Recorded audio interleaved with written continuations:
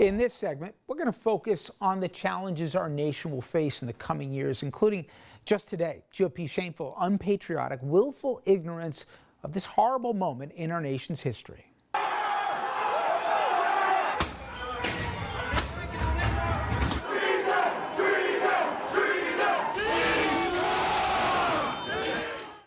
Those horrible scenes of the Capitol riot happened just 142 days ago. That's all we're talking about. It's so recent, most of us can still close our eyes and still see the awful images in our heads. But apparently, not in Trump's Republican Party, where the riot has now become just another forgettable PR day, one to be forgotten and one they or their leader should never be held accountable for. Their latest and perhaps final shameful GOP closing of the book on January 6th coming this afternoon in the U.S. Senate. And for that, we turn to senior political correspondent Andrew Whitman. And Rich, as expected, Republicans had the vote to filibuster and block the bill that would have created a bipartisan riot commission, one in which each party could pick its own members, both sides could issue subpoenas, and one that would finish by the end of this year, keeping it away from the 2022 midterms, which Republicans publicly feared. Here, the all but final death knell of the riot commission. On this vote, the yeas are 54, the nays are 35. 3/5 of the senators duly chosen and sworn not having voted in the affirmative. The motion is not agreed to. If you're doing the math, no, all 100 senators did not vote today, and their absences did impact the final outcome. More on that in a moment. Democrats can continue to force votes on the commission proposal in the future, but that figures to be less of a realistic push and more political theater. There was almost no public debate on the commission vote, just 3 speakers. Here are bits from 2 of them. What are you afraid of? The truth? Are you afraid that Donald Trump's big lie will be dispelled? We owe it to the heroic Capitol Police, to the first responders, to the staff members who sat in closets for hours and hours and hours, to the police officer who was called the N-word 15 times and then sat in the rotunda and looked at another officer and said, "Is this America?" We owe it to them that put themselves in harm's way to protect the Capitol and the sacred democratic process. Inaction is not an option. This vote has made it official. Donald Trump's big lie has now fully enveloped the Republican Party. Trump's big lie is now the defining principle of what was once the party of Lincoln.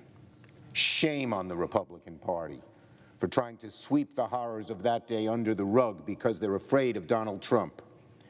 Our democracy has long endured because leaders of good faith, even if they disagreed, even at political cost, shared a fidelity to the truth.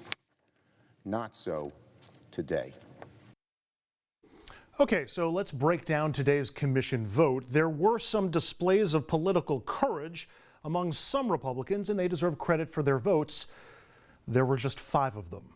Louisiana's Bill Cassidy, Maine's Susan Collins, Alaska's Lisa Murkowski, Ohio's retiring Rob Portman, and Nebraska's Ben Sasse.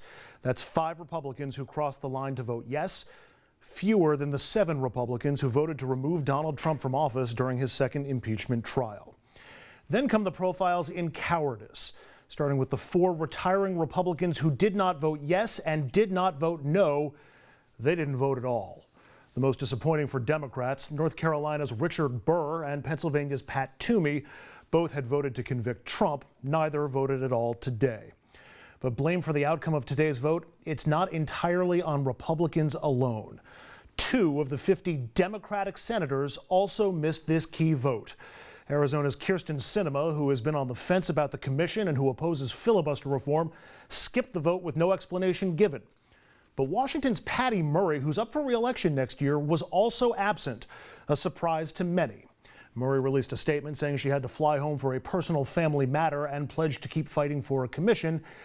It'll be interesting to hear more from her and reaction in both Washingtons in the coming days. Rich? You know, Andrew, what a sad story to close on here, in that the Republican negotiator that McConnell put in there to say, okay, guys, right, negotiate. He got all the terms the Republican wanted. They could have equal members on this. Think of the 9/11 Commission. It could have been like that. He comes back and says, this is a good deal, guys. The Republican negotiator, Congressman Katko, and then, never mind, we don't want to do it. I heard the widow, the mother and the former partner of late Officer Sitnik. The guy died on January 6th, defending, protecting these guys. And they didn't even have the decency to have a commission. And to hear this poor mom say it, they were just humoring her. They weren't even listening to what she had to say, some of them. It's so small. And some of them wouldn't meet with her at all. There were several Republican senators who refused that meeting, which seems unconscionable. And again, we've said this before, but it appears as though the basis for this was simply political power. Kevin McCarthy wants to be Speaker of the House. Mitch McConnell wants to be the majority leader in the Senate again. This has nothing to do with what's good for the country. This only has to do what's good in their minds for the Republican Party. We'll see if that comes to bite them at some point down the road. Yeah, and we know how this works. In the end, we're going to get answers. Maybe it's through investigative reporting. Maybe they're going to have this commission and they're going to get, blow up the filibuster to do it. We shall see. But the idea, Andrew, a couple months ago, that this was a possibility that we wouldn't have a commission. My God, I don't know where I've been, but I never thought we were going to get to this point. And without a commission, you lose the unimpeachable word coming from whatever the final result is. If it has to be a partisan investigation akin to what Republicans did with Benghazi, that'll immediately be politicized and they say you can't trust the results. The 9/11 commission that this was based on was supposed to be the model. Everybody accepted the facts, everybody accepted the recommendations, and we moved on as a unified country from that. You would have hoped that an attack on the U.S. Capitol would have been met similarly. It wasn't. I want to now look ahead and discuss a few issues we know we're going to be dealing with a year from now or more, including the current president. He is in the middle of his second 100 days. He's got an ambitious agenda: COVID recovery, both economic and from public health standpoint, the economy overall, aid to families, climate change, infrastructure, and much, much more. Surprised, Andrew, at how ambitious out of the gate and still President Biden is. And I know the price tag's huge.